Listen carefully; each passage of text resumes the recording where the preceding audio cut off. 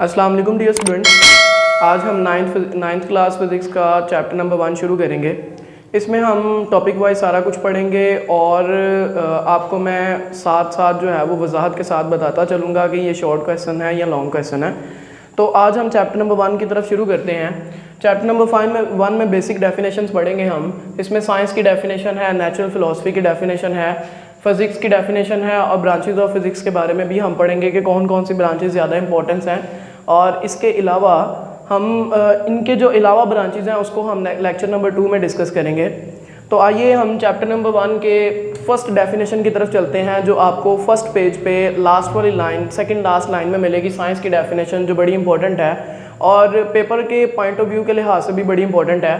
Science की definition मैंने यहाँ पे लिखी है, the knowledge gained through observations and calculations is called science. ऐसा इल्म जो हमें ऑब्जर्वेशन कहते हैं मुशाहिदात को, ऐसा इल्म जो हमें मुशाहिदात से मिलता है।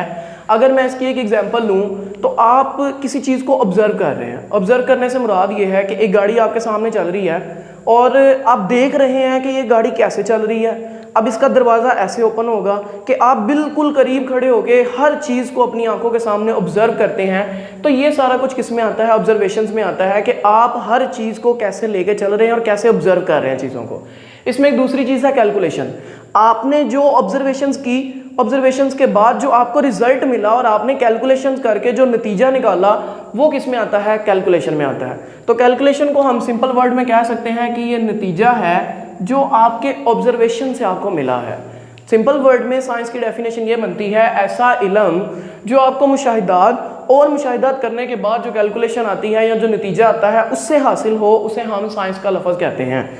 साइंस का लफ्ज़ लैटिन ज़ुबान से निकला है जिसको साइंटिया बी कहते हैं। लैटिन ज़ुबान का लफ्ज़ साइंटिया बी है। इसके बाद हम नेचुरल फ़िलासफ़ी की तरफ मूव करेंगे, जो कि साइंस के बाद फ़ौरन ही बाद जो है वो आपको एक नई डेफिनेशन नज़र आएगी और नेचुरल फ़िलासफ़ी के नाम से। इसकी डेफिनेशन मैंने यहाँ पे लिखी है, not until 18th century various aspects of material subjects were studied under a single subject called natural philosophy. कि हमने 18th century के बाद तमाम सब्जेक्ट्स का एक अहाता बनाया और उसको हमने एक सिंगल सब्जेक्ट के अंदर पढ़ना शुरू कर दिया और उसको हमने नेचुरल फ़िलासफ़ी का नाम दिया। बेटे अब जो हमारी बुक है जो फिज़िक्स का है, फिज़िक्स की डेफिनेशन हमें पता होनी चाहिए, जो कि मोस्ट इंपॉर्टेंट है पेपर के पॉइंट ऑफ व्यू के लिहाज से। In physics we study about matter, energy and their interaction. Physics में हम चंद एक चीज़ों का मुतालिया करते हैं, जिसमें सबसे पहले क्या है? मादा, मैटर क्या होता है? कोई भी ऐसी चीज़ जो जगह घेरती हो और वज़न रखती हो उसे हम क्या कहते हैं? मैटर कहते हैं। उसके बाद हम एनर्जी की बात करते हैं। एनर्जी सिंपली वर्ड्स में अगर मैं आपको कहूँ, हमें चलने फिरने, उठने बैठने, दौड़ने के लिए जिस फॉर्म ऑफ एनर्जी की ज़रूरत होती है वो यहाँ पे एज ए एनर्जी यूज़ हो रही है।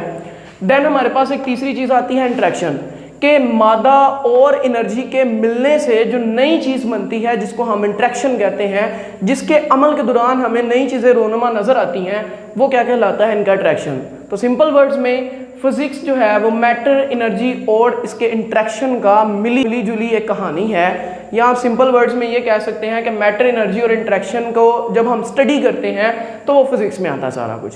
ब्रांचेस की तरफ मूव करते हैं। ब्रांचेस में आपको चंद एक ब्रांचेस नज़र आ रही होंगी यहाँ पे, mechanics, heat, sound, light and plasma. ये मैंने चंद एक यहाँ पे लिखी हैं, अदरवाइज आपको सेकंड पेज के बिल्कुल ऑपोजिट आपको एक टेबल नज़र आएगा और टेबल में आपको ये सारी वहाँ पे लिखी हुई नज़र आएंगी। इसके अलावा भी हमारे पास ब्रांचेस मौजूद हैं, लेकिन वो यहाँ पे मेंशन नहीं की गई, वो आपको लेक्चर नंबर 2 में नज़र आएंगी। Mechanics it is related to motion.